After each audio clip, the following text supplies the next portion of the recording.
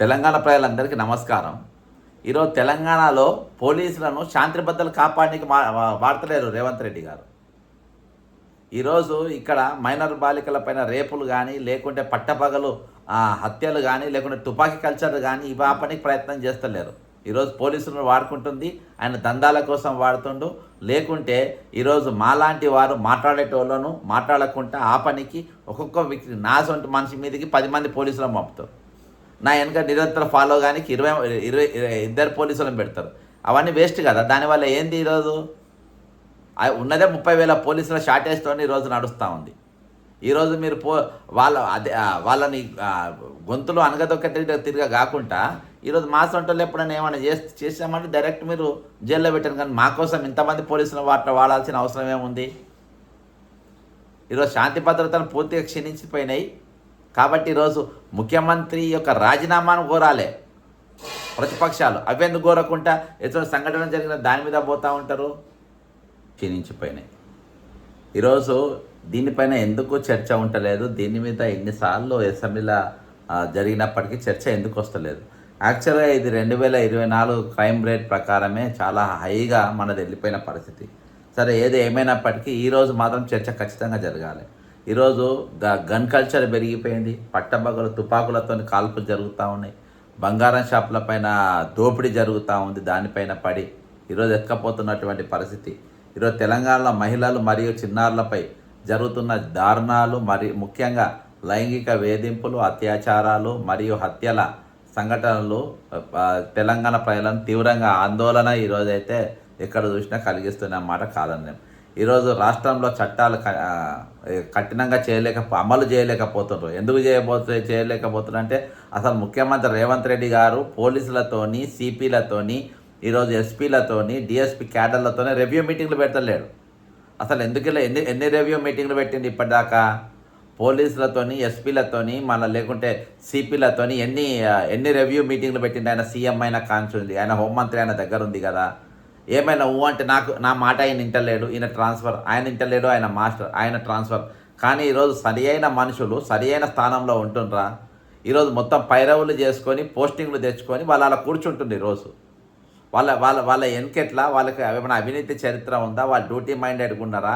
లేకుంటే బాసిజం కింద చేస్తారా? చెంచాగిరి డ్యూటీ చేసేటోళ్ళు ఉన్నారా? ఎటువంటి డ్యూటీ చేసేటోళ్ళు ఉన్నారు? డ్యూటీ మైండెడ్గా ఉండాలి లేదా చూడాల్సిన అవసరం ఉందా లేదా?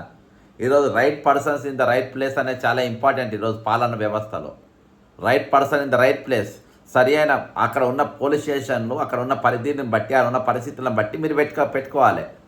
ఈరోజు మీరు అనుకూలంగా, ఎందుకంటే ఈరోజు ముఖ్యంగా హైదరాబాద్ రింగ్ రోడ్డు చుట్టూ భూమిలో వెళ్ళ జాగా ఉంది కాబట్టి ఈరోజు తిరుపతి చెప్పిన వాళ్ళు ఈయన సిఐలను, లేకుంటే కృష్ణారెడ్డి చెప్తే ఈయన సిఐలను, కొండరెడ్డి చెప్తే ఈయన సిఐలను, మీకు అనుకూలంగా ఉండే మనుషులని ఈరోజు పోలీస్ అధికారులు కానీ, అక్కడ ఏసీపీలు కానీ, డీసీపీలు కానీ, లేకుంటే దీని లెక్క పెడుతుండ్రు కానీ, సిఐలుగా పెట్టుకుంటున్నారు. కానీ నిజంగా వీళ్ళకు శాంతి భద్రతలు కాపాడే సామర్థ్యం వీళ్ళకు ఉందా లేదా అని చెప్పేసి ఈరోజు చూస్తుండ్రా? పోలీసింగ్ వ్యవస్థ ఏ విధంగా నడుస్తుంది? సమర్థవంతులనేమో ఎస్బీలో, ఇంటెలిజెన్స్లలో, లేకుంటే నాన్ ఫోకల్ పోలీస్ స్టేషన్లలో పెట్టేస్తారు. ఈరోజు నిజంగా ఈ చుట్టుపక్కల ఈరోజు విపరీతమైన భూమి రేట్లు పెరిగిన తర్వాత, భూములు అమ్ముడుపోయిన తర్వాత, అక్కడ చాలామంది దగ్గర చాలా పైసలు చాలా వచ్చిన తర్వాత అక్కడ విల్లా కల్చర్ పెరిగిపోయింది, పబ్బుల కల్చర్ పెరిగిపోయింది. ఈరోజు అంటే రెయిన్ పార్టీల కల్చర్ పెరిగిపోయింది, డ్రగ్స్ కల్చర్ పెరిగిపోయింది. దీనివల్ల నేరాలు, ఘోరాలు అనేది భయంకరంగా పెరుగుతుంది. ఇవి అరికట్టడానికి ఏం చెయ్యాలి అని ముఖ్యమంత్రి గారు ఎన్ని రివ్యూ మీటింగ్లు పెట్టారు. ఈరోజు ఒక షాబాజ్ సంఘటన ఒకటి కాదు, నిరంతరం ఏదో ఒక సంఘటన జరుగుతూనే ఉంది కదా. ఇవాళ దాకా దీన్ని అరికట్టడానికి ముఖ్యమంత్రి గారు ఇవాళ వరకు ఒక చర్య చేపట్టిన దానికి ఎక్కడ కూడా మన దాఖలు కనిపిస్తలేరు. అటువంటి వ్యక్తి ఈరోజు దేనికోసం ఈరోజు హోంశాఖ పెట్టుకుంటాడు? ఈరోజు తెల్లాలేస్తే మళ్ళీ ఆయన సెక్రటరియట్లో కూర్చుంటారా? కూర్చోడు. తెల్లాలేస్తే పోలీస్ కంట్రోల్ రూమ్ 6వ ఫ్లోర్లో కూర్చొని పరిపాలన చేస్తారు. ఏంది? సెటిల్మెంట్లు, దందాలు. ఈరోజు ముఖ్యమంత్రి దందాలు చేయడానికి కమాండ్ కంట్రోల్ రూమ్లో కూర్చుంటే ఈరోజు మరి ఇక్కడ శాంతి భద్రత ఎవరు కాపాడతారు? ఈరోజు ఒక 6 హత్యలు చేసినటువంటి వ్యక్తి దీన్ని ఆపడంలో ఎందుకు విఫలమైపోయినారు? ఆడ పోలీసులు మద్దతు ఉందని అంటుంటారు. అసలు పోలీసులు అక్కడ పోస్టింగ్లు ఎవడిచ్చిండు? ఆ పోలీసులో ఉన్న చరిత్ర ఏంది? వాళ్ళు నిరంతరం ఏం చేస్తుండ్రు? ఈరోజు ఈ 6 హత్యలు బయటకు వచ్చినాయి కాబట్టి అక్కడ పోలీసులు బయటకు అలా బయటికి రాకుండా ఆ విధంగా ఎక్కడ ఎన్ని పోలీస్ స్టేషన్లో పనిచేస్తూ ఉండి ఇప్పుడు ఈరోజు వాళ్ళు ఒక పెద్ద క్యాబినెట్ మంత్రులు లెక్క ఫీల్ అయిపోతుంది ఈరోజు. ఏది భూములు రేట్ ఎక్కువ ఉన్న కాడ, భూమి వీవీఐపీ కల్చర్ ఎక్కువ ఉన్న కాడ, లేకుంటే భూమి రేట్లు ఎక్కువ ఉన్న కాడ వాళ్ళు చేతులు లేరు. ఇప్పుడు సీఐలు కానీ ఎస్ఐలు కానీ వీళ్ళు చేతులు లేని పరిస్థితులలో ఈరోజు ఉన్నారు. మొన్న చూసినాము ఒక ఆయన ఏసీబీలో దొరికినాడు అనే వ్యక్తి ఎంత 350 కోట్ల కంటే మనకు చెప్పేది అంత ఉందంటే ఎక్కువనే ఉంటుంది. ఎట్లకెళ్ళి వస్తున్నాయి వీళ్ళు? ఎవరినో ఒకరిద్దరిని ఏసీబీలో బట్టి చూపియంగానే అయిపోలే. ఈరోజు దొరకని వాళ్ళు చాలామంది ఉన్నారు. ఇవాళ వాళ్ళకు రివ్యూ మీద దీని మీద ప్రతిపక్ష మాటలు లేదు ఇవాళ దాకా. నేను చెప్తున్నా కదా, ఇవాళ హోంశాఖ సహాయ మంత్రి ఇక్కడ ఉంటాడు బండి సంజయ్ గారు. మరి ఇక్కడ శాంతి భద్రత ఏ విధంగా ఉన్నాయని చెప్పి ఆయన కొడుకే ఒక పోస్కో కేసులో ఇరికి జైల్లో పోయిండు. ఆయనను ఒక మంత్రి గురించి ఎట్లా మాట్లాడతారు? ఆయన ముందు నీ కొడుకుని చూసుకోపోవే అంటే రివ్యూ మీటింగ్ పెడితే ఇవాళ బండి సంజయ్ రేవంత్ ఇక్కడ హోంమంత్రి అంటే లేడు, రేవంత్ రెడ్డి గారి దగ్గర పెట్టుకున్నాడు. ఎందుకంటే దందాలు చేయనికి, బెదిరియనికి, జనాన్ని ఒక మాఫియా నడపనీకి. ఈరోజు ఇంత ఘోరమైన సంఘటనలు 1-2 కాదు, ఈరోజు నిరంతరం జరుగుతూనే ఉన్నాయి. షాబాద్ చర్య కాదు, ప్రతిపక్షం ఒక రోజు పోయి అక్కడ అరెస్ట్ అయినట్టు కాదు, ఒక్క ఇష్యూ అనేది కాదు. ఇక్కడ రెగ్యులర్ ఇష్యూస్ జరుగుతూ ఉన్నాయి.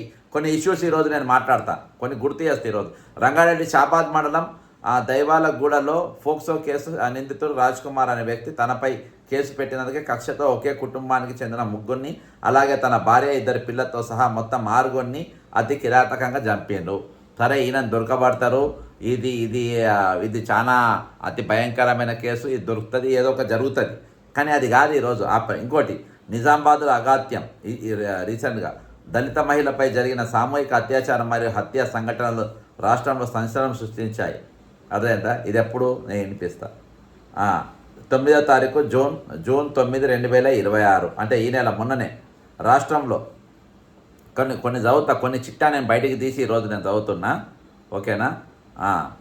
నిజామాబాద్ జిల్లా నందిపేట మండలంలోని దోగేశ్వర గ్రామంలో మహారాష్ట్రకు చెందిన 32 ఏళ్ల షెడ్యూల్ కులం చెందిన మహిళ కూలి పని కోసం, వలస కూలి కోసం వస్తే 13వ తారీఖు రోజు ఫిబ్రవరి 13 సామూహిక అత్యాచారం జరిపి అనంతరం హత్య చేసిండ్రంట.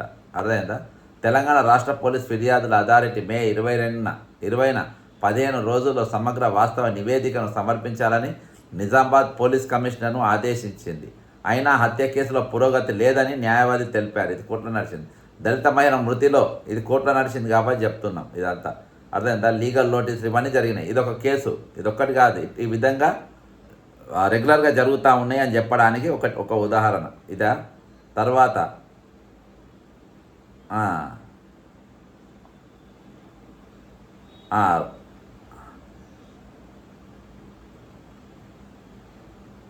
ఈ విధంగా ఎక్కడ ఏదో ఒక ప్రాంతంలో ఏదో ఒక కేసు నిరంతరం జరుగుతూనే ఉంది. ఎక్కడ కూడా ఈరోజు అవి ఆపే పరిస్థితులు లేదు, అడ్డుకునే పరిస్థితులు అంతకంటే లేకుండా పోయింది. అర్థమైందా? పోలీస్ వార్షిక నివేదిక ప్రకారం మహిళలపై నేరాలు స్వల్పంగా పెరిగినట్లు, అలాగే కట్నం చావులు, అగత్యాలు వంటి ఘటనలు దక్షిణాది రాష్ట్రాల్లో ఉందని చెప్పారు. కానీ ఈరోజు నేషనల్ క్రైమ్ రేట్ ప్రకారము 2024లోనే ఆల్రెడీ మనకు కాషన్ ఇచ్చింది ఇక్కడ అత్యధికంగా ఉంటున్నాయని. అర్థమైందా? మరి ముఖ్యమంత్రి గారు దీన్ని మాట్లాడే ప్రయత్నం, దీన్ని అరికట్టే ప్రయత్నం దీన్ని చేయాలి కదా. ఎందుకు ఇది చేయలేకుంటున్నారు? ఎందుకు దీనిపైన మౌనంగా ఉంటుండ్రు? ఎందుకు మౌనంగా ఉంటుండ్రు? కేవలం దందాల కోసమే కాదు కదా ఈరోజు నీ దగ్గర పెట్టుకున్నది. ఎన్సీఆర్బీ నివేదిక వెల్లడైన నిప్పులాంటి నిజాలు. రాష్ట్రంలో నేరాల రేటు 18.7% పెరిగింది. ముఖ్యంగా మహిళలు, చిన్నారులపై నేరాలు పెరగడం కంటి మీద కునుకు లేకుండా చేస్తుంది. అదేందా? ఇది ఎన్సీఆర్బీ లెక్కల ప్రకారం చెప్తున్నా. దీన్ని అరికట్టడానికి మరి ప్రభుత్వం ఏం చర్యలు చేపడుతుంది? ప్రభుత్వం ఎందుకు ఉదాసీనంగా ఉన్నది? ఈరోజు ఒక సంఘటనతో జరగదు. ఇంకోటి, జోగులాంబ గద్వాల్ జిల్లాలో వరుస హత్యలు, జిల్లాలో భూతగాదాలు, కుటుంబ కలహాలు, వివాహిత సంబంధాలు కారణంగా రెగ్యులర్గా ఇటీవల ఉలిగేపల్లి గ్రామంలో ఒక యువకుడు దారుణ హత్యగా గురి కావడం వంటి కేసులు కలకలం రేపాయి. అర్థమైందా? ఇంతకుముందు జరిగిన ఆ కేసు. కాబట్టి ఈ విధంగా కోకొల్లలు కేసులు 1-2 కాదు, కోకొల్లలు కేసులు ఏడబడితే అక్కడ ఈరోజు భయంకరంగా ఉన్నటువంటి పరిస్థితి. కాబట్టి ముఖ్యమంత్రి రేవంత్ రెడ్డి గారు మీతోని కాదు, మీరు ఆపడం కాదు. ఈరోజు వీళ్ళు ఎవరు ఈ పెద్దలు మాట్లాడాలి, ఈరోజు ఆపోజిషన్ లీడర్లు మాట్లాడాలి, కానీ వాళ్ళు మాట్లాడే పరిస్థితి లేదు. వాళ్ళు ఏమైనా కానీ ఈరోజు రాజకీయాల వరకు అక్కడ దాకా పోయి షాబాద్ పోయి ఏం చేస్తారా మీరు? ఆయన సంఘటన పైన పోలీసులు చేసిండ్రు, ఫెయిల్ అయింది, ఏం చేస్తారు? మొత్తం జరగకుండా కాపాడాల్సిన బాధ్యత అది ఇంపార్టెంట్. ఈరోజు రాజకీయాల కోసం అక్కడ పోయి ఫోటోలు దిగి అరెస్ట్ అయ్యి అది కాదు కదా. ఈరోజు ముఖ్యమంత్రి రాజీనామా కోరాలి కదా, ఒక రెండు కేసులు కాదు కదా, నిరంతరం జరుగుతున్న కేసులు కదా. ఇది నిరంతరం జరుగుతున్నది కదా. శాంతి భద్రతను తెలంగాణ పూర్తిగా క్షీణించింది కదా ఈరోజు, క్షీణించింది. దీనిపైన ఎందుకు చర్య ఉండలేదు? ఇది ఇది లా అండ్ ఆర్డర్ ఫెయిలియర్. ఇది ఒక రాజ్ కుమార్ అంటోడు ఒక 6 హత్యలు ఒకే రాత్రి చేయడానికి తెగబడ్డారంటే ఈరోజు శాంతి భద్రతలను విఫలమైపోయింది. పోలీస్ అంటే భయం లేకుండా పోయింది. ఈరోజు దానిపైన వాళ్ళ దృష్టి లేదు. ఈరోజు ఇవన్నీ జరిగిన తర్వాత మీరు పట్టుకొని ఏం చేస్తారు? జైలు వేస్తారు, లేకుండా కాల్చి చంపుతారు, ఎన్కౌంటర్ ఏదో ఒకటి అవుతుంది. అంతకుమించి ఏమవుతుంది చెప్పండి? ఈరోజు అవి జరగకుండా ఒక భయం భక్తి అనేది ఈరోజు వాళ్ళకు వచ్చేటట్టుగా చేయాలి కదా. ముఖ్యమంత్రి దీనిపైన మానిటర్ ఉండాలి కదా, హోంమంత్రి దీని మీద మానిటర్ ఉండాలి కదా. ఈరోజు నా పోస్టింగ్లు వచ్చినట్టు మేము పోస్టింగ్లు ఎంజాయ్ చేస్తున్నాం, ఈ పదవులు ఎంజాయ్ చేస్తున్నాం కాదు కదా.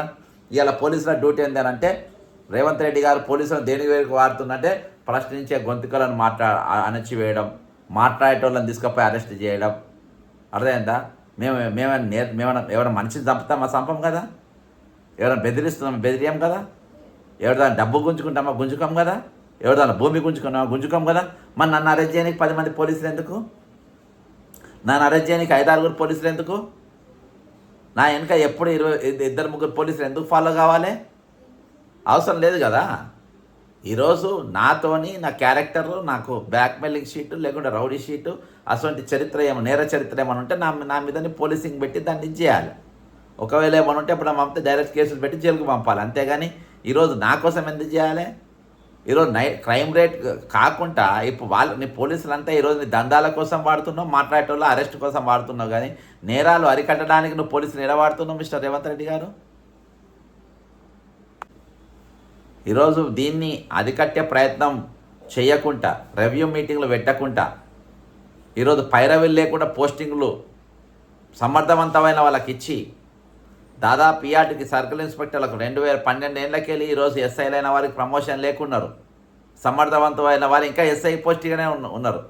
హెచ్ఎస్ఓలు మొత్తం పాతోళ్ళే, పైరవులతో వచ్చిన చాలామంది ఉన్నారు. ఎక్కడెక్కడికిలో పట్టుకొచ్చిండ్రు. పెంచుకోవాలి. పెద్దోళ్ళ దగ్గర పెద్దోళ్ళు మెచ్చుకుంటట్టుగా డ్యూటీ చేయాలి అంతే. ఈరోజు ఎక్కడెక్కడ స్టేషన్లు ఎవరెవరు పనిచేస్తున్నారు, వాళ్ళ బ్యాక్గ్రౌండ్ ఏంది, వాళ్ళు ఎన్ని గొప్పలు సాధించింది ఇప్పటి వరకు, వాళ్ళ శాంతి భద్రత కాపాడుకోవడానికి ఇప్పటిదాకా ఏమేమి చేయగలిగినరు చూడండి. అవి చూసి ఇవ్వండి. ముఖ్యంగా హైదరాబాద్ రింగ్ రోడ్ సర్కిల్లో ఉండి ఈరోజు ఆ భూమి రేటు బాగా పెరిగి బాగున్న జాగాలలో ఈరోజు డబ్బేం విపరీతమైన డబ్బు వచ్చింది. ఎట్లా బతకాలో తెలుస్తలేదు, వాళ్ళకి ఇష్టం వచ్చినట్టుగా వ్యవహరిస్తాను. కాబట్టి ఈరోజు మాలాంటి వారి మీద కాకుండా రేవంత్ రెడ్డి గారు మీరు హోంమంత్రి పెట్టుకుంది మా కోసం కాదు, మమ్మల్ని అరెస్ట్ చేసి మా జోలు నోరు నొక్కి మమ్మల్ని జైళ్ళల్లో పెట్టడానికి ఎప్పుడు మా వెనక నిఘా నీడలు పెట్టరు కాదు. ఈరోజు క్రిమినల్స్ మీద పెట్టండి. పట్టపగలు ఒక అడ్వకేట్ బయటకు వస్తా అంటే ఒక జీబ్ వచ్చి గుద్ది చంపేళ్ళిపోతుంది. పట్టపగలు తుపాకుల కొన్ని తీసుకొచ్చి కాల్చి చంపేళ్ళిపోతారు. పట్టపగలు దుకాణాల మీద పడి దోపిడీ చేసి వెళ్ళిపోతారు. దీన్ని ఒక భయము, ఒక జరుగుతే ఒక టెర్రర్ అనేది ఉండాలి ఈరోజు. అవి లేకుండా పోతే ఎట్లా చెప్పండి? ఈరోజు ఖచ్చితంగా దీనిపైన ఈరోజు ఖచ్చితంగా చర్చ జరగాలి. ప్రతిపక్షాల సింగిల్ డిమాండ్ ఒకటే ఉండాలి. ముఖ్యమంత్రి అంటాడు ఈరోజు ఈ రాష్ట్రానికి పనికిరాడు, వెంటనే రాజీనామా చేయాలని మీ డిమాండ్ చేయాలి. ఈ రాజీనామా అనే పరిష్కారం అనేది కాదు, కనీసము వచ్చేటోళ్ళైనా రేపు దీనిపైన ఒక స్ట్రిక్ట్ యాక్షన్ అనేది ఉండాలి. ఈరోజు ఇంటికి పోతే బయటికి పోతే ఇంటికి వచ్చే పరిస్థితులు లేరు. ఆడపిల్లలు ఆడోళ్ళైనా ఎన్ని కేసులు జరుగుతున్నాయి, వెలుగులో కొన్ని వస్తున్నాయి. వీడు 6గురిని చంపింది కాబట్టి ఇలా వంద వెలుగులోకి వచ్చింది. నేను ఒక ఇష్యూలా వీని మీద చర్య తీసుకోవాలని కాదు, ఇష్యూ జరగకుండా చేయాలని అనేది, ఇటువంటి జరగకుండా చేయాలనేది.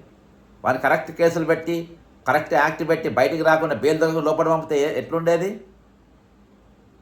ఈరోజు బండి సంజయ్ కొడుకు వచ్చేసి బయటికి బాజాబ్తా తిరుగుతూ ఉండు ఓ పోస్కో కేసులా. ఎట్లుంటుంది? ఇంత ఈజీగా ఎట్లొస్తాయి కేసులు బయటికి? ప్రభుత్వం పట్టుకోనికే మీకు దాదాపు 15-20 రోజులు అయిపోయింది, నెల రోజులు అయిపోయింది అనుకుంటా దాదాపు. ఆయన పట్టుకోనికే ఒక హోంమంత్రి కొడుకే ఇటువంటి కేసు చేస్తే పట్టుకోనికి దాదాపు 10-12 రోజులు పట్టింది మీకు. అది మా సొంటలు పోయి మీ ఇళ్ళకి వచ్చి మీ ఇంటికాడికి వచ్చి లొల్లి పెడితే, డీజీపీ ఆఫీస్ కాడికి వచ్చి లొల్లి పెడితే అప్పటిదాకా మీరేంటి, అది కూడా స్టేషన్ బేస్ ఇటువంటిదే. రాజ్ కుమార్ మీద పెట్టిన సెక్షన్లే ఆయన కూడా బెయిల్ స్టార్ట్గా పెట్టిండు ఆ రోజు ఎక్కడికక్కడ ఎదుగా తీసిన తర్వాత అప్పుడు చక్కగా లైన్కి వచ్చి పెట్టిండ్రు. ఇవన్నీ వెలుగులోకి వచ్చేది కాదు కదా. కాబట్టి ఈరోజు సింగిల్ డిమాండ్ చేస్తున్నారు రేవంత్ రెడ్డి గారు, నువ్వు పనికిరావు ముఖ్యమంత్రిగా, నువ్వు పనికిరావు. ఇది బీఆర్ఎస్ వాళ్ళు డిమాండ్ చేయాలి, బీజేపీ వాళ్ళు డిమాండ్ చేయాలి, ఎంఐఎం డిమాండ్ చేయాలి.